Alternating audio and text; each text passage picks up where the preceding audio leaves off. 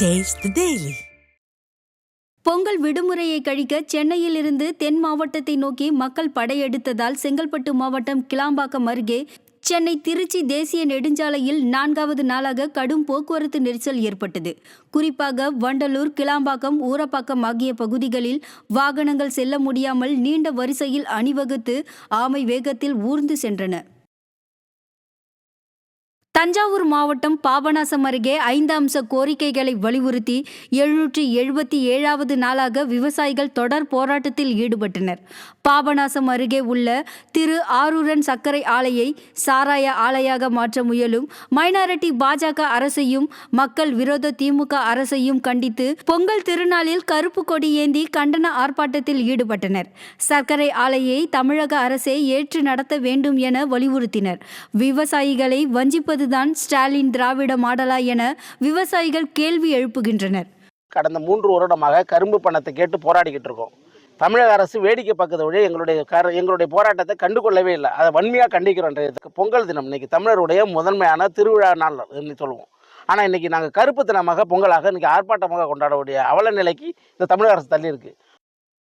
சேலம் மாநகர் சுங்கம்பட்டி பகுதியில் கள்ளத்தனமாக மது விற்கும் திமுக நிர்வாகி மீது நடவடிக்கை எடுக்க கோரி சேலம் மாவட்ட ஆட்சியரிடம் புகார் அளிக்கப்பட்டது.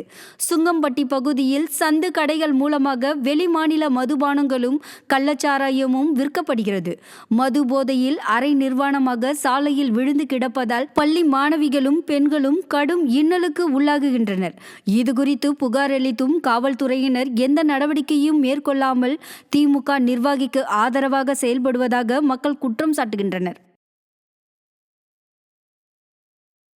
கள்ளக்குறிச்சி சம்பவம் நடத்திய ஒரு உயிர்பலி ஆயிருக்கத்தின் உயிர்பலி ஆகி இந்த மாதிரி சந்துக்கடைங்கிற பேர்ல வெளியூர் மதுபானம் கலாச்சாரங்கள் விற்பனை பண்ணிட்டு இருக்காங்க. டாஸ்மாக் சாரங்களை வித்துட்டு இருக்காங்க.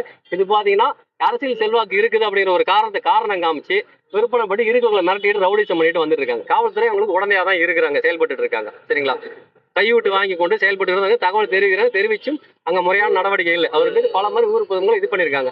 2வது பெண்களுக்கு அங்க சுத்தமா ஒரு பாதுகாப்பே கிடையாது. அவருடைய நண்பர்கள், உறவினர்கள், வெளியூர்காரர்கள் எல்லாத்தையும் கூட்டு பஸ் நிலையமா அந்த பகுதியை ஆக்கிரமிச்சுக்கிட்டு ஆபாசமா பேசிட்டு எல்லாத்தையுமே போதையில தான் இருக்கிறாங்க.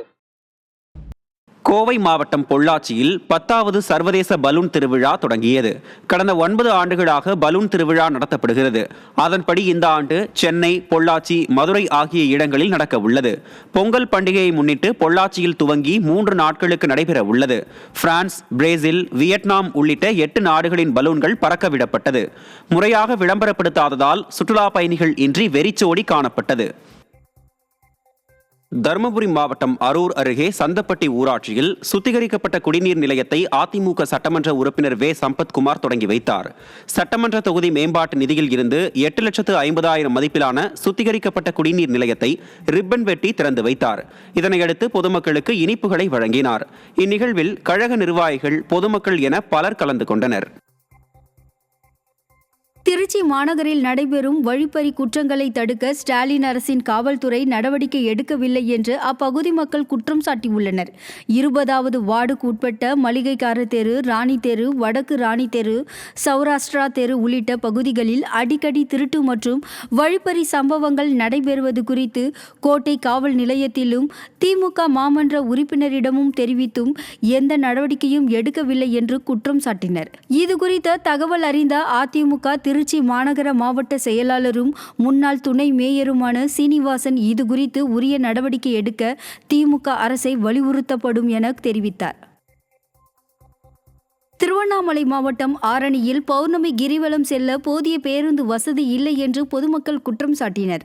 பௌர்ணமி மற்றும் ஆருத்ரா தரிசனத்திற்காக திருவண்ணாமலை செல்ல ஆரணி மற்றும் சுற்றுவட்டார பக்தர்கள் ஏராளமானோர் ஆரணி புதிய பேருந்து நிலையம், கோட்டை மைதானம், சூரியகுளம் உள்ளிட்ட இடங்களில் குவிந்தனர். ஆனால் போதிய அரசு பேருந்துகள் இயக்கப்படாததால் நீண்ட நேரம் காத்திருந்து அவதி அடைந்தனர். இதனால் ஆத்திரமடைந்த பக்தர்களும் பொதுமக்களும் ஸ்டாலின் ஆட்சிக்கு வந்ததிலிருந்து போதிய அரசு பேருந்துகள் இயக்கப்படவில்லை என்று குற்றம் சாட்டினர்.